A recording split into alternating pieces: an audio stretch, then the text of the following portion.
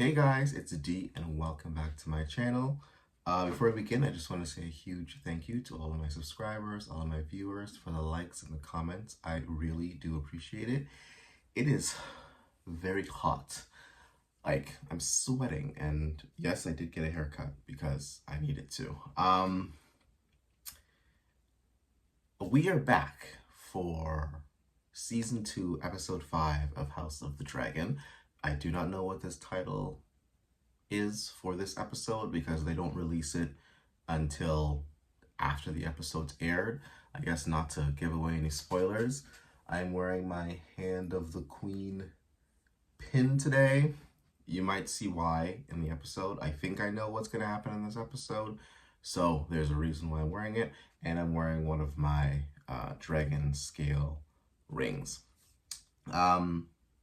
Let's do a quick rundown of last week's episode. Last week, we saw Aegon get on his dragon and fly, and he was drunk, so don't drink and fly.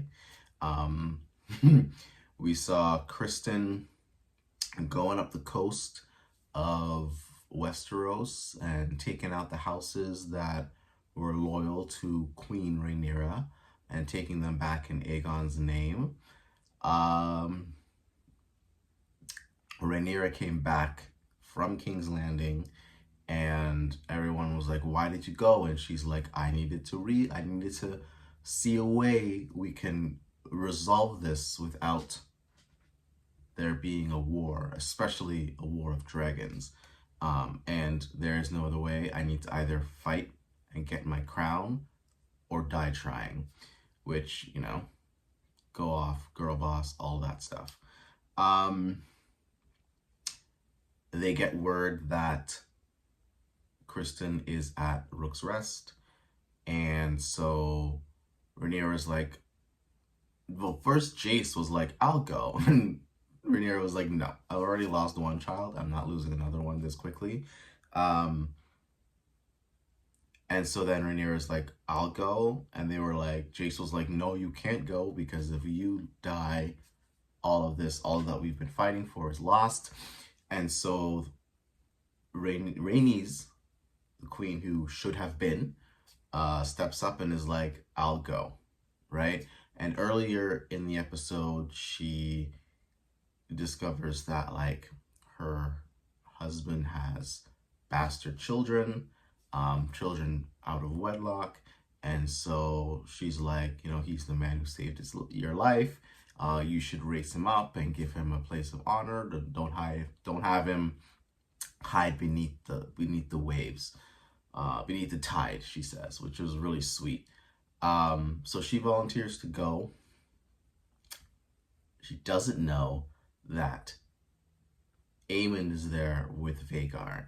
And so she gets there and she just starts Dracarysing them without even really saying it. Like, we don't hear her say Dracarys, right? We just see her fly in and just start burning stuff to the ground.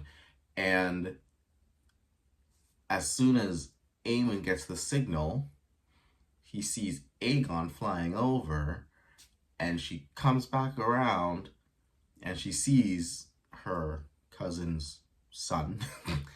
And, you know, she just says to attack in High Valyrian. I forget what the word is. And the only thing that Aegon knows is Dracarys. Like, he literally speaks to his dragon in English and then says Dracarys, and they fight, and it's like, oh, it's heartbreaking. And as soon as they start getting into it with one another, you know, Vhagar comes up like freaking Godzilla and just, you know, bathes them in dragon fire. Aegon falls to the ground. She gets away. Rhaenys gets away, but then realizes, you know, I could end this if I take him out, or if I take Vhagar out. And Vhagar is like 180 something years old. And so she tries. By the 7 above, she tries. And Vhagar is just too clever and too battle hardened to succumb. And so we bid adieu to the queen who should have been. And now it's the fallout of that fight. Also Rhaenyra tells Jace about the Song of Ice and Fire prophecy, so we might see more of that in this episode. I'm really, really excited. This week has gone by so fast. I can't believe it's Sunday already again. And so let's get into it. Before we begin, quick disclaimer, the footage that we are about to see and view and listen to and react to does not belong to me. It belongs to HBO Canada. So quick disclaimer on that. I'm excited. Let's get into it.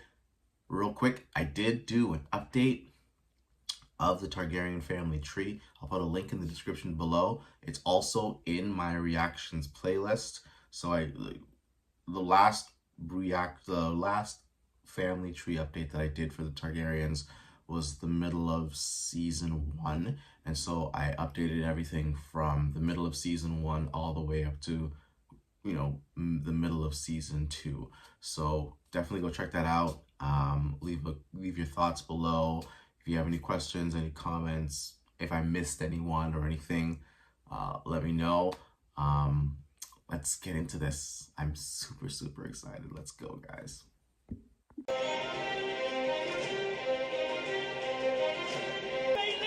thought the dragons was gods.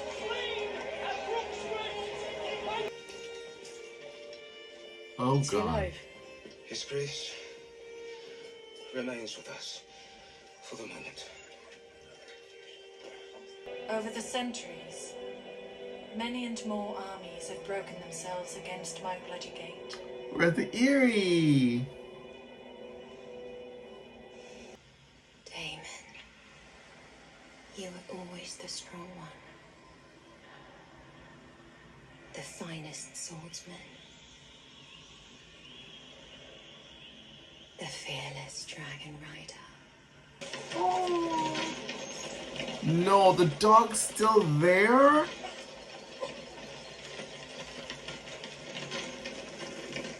Poor thing.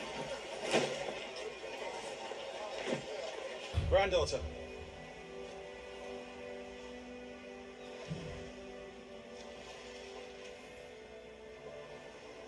I would make you my heir. I am blood and fire. Driftmark must pass to salt and sea.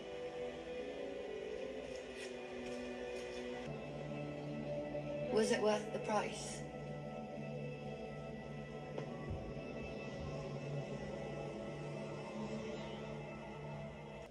There are those of our line who never ruled. Those who married into other noble houses. Their children born with other names. Dragon seeds, dragon seeds, dragon seeds. Yo. It's a mad sword.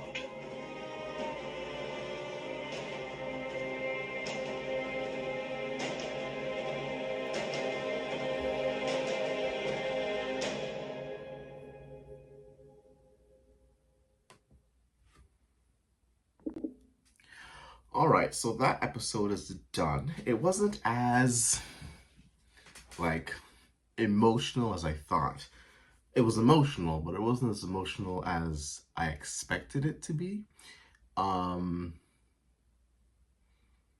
Aegon's back, and that boy is chicken. Like he's cooked.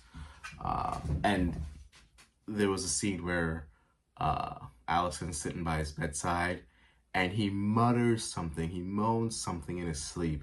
I don't know if it was like mother or what he said, but he said something.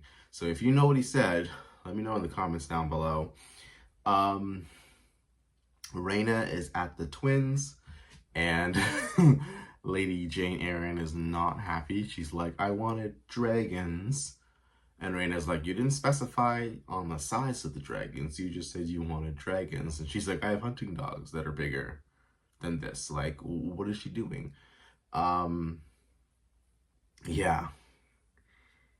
Aemond is now Prince Regent because Alicent's like, yo, I reigned for Viserys, like, I'll do it, like, no problem. And Larys Strong made a valid point, although I do not like Team Green. He was like, how are we gonna, say Rhaenyra can't be queen and then put a queen as the ruler for the king who is incapacitated? So Aemon's like, picked up that ball and was just like, I'll do it.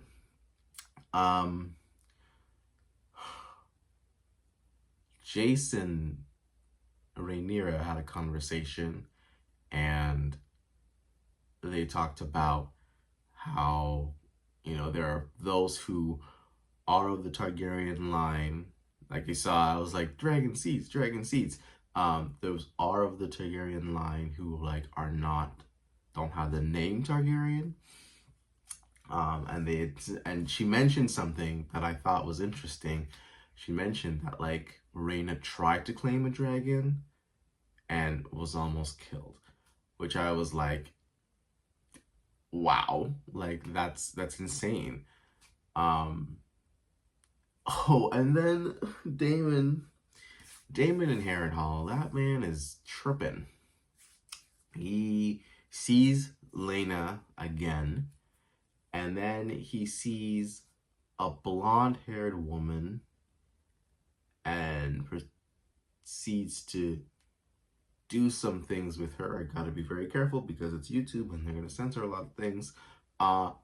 And then she's like talking to him and like, oh, you should have worn the crown. And everyone thought that it was someone. Like no one knew who it was. It was just a woman talking. And as he's like there with her, she looks up at him and is like, my favorite son. And I was like, oh my goodness, you're there with your mom. Ooh.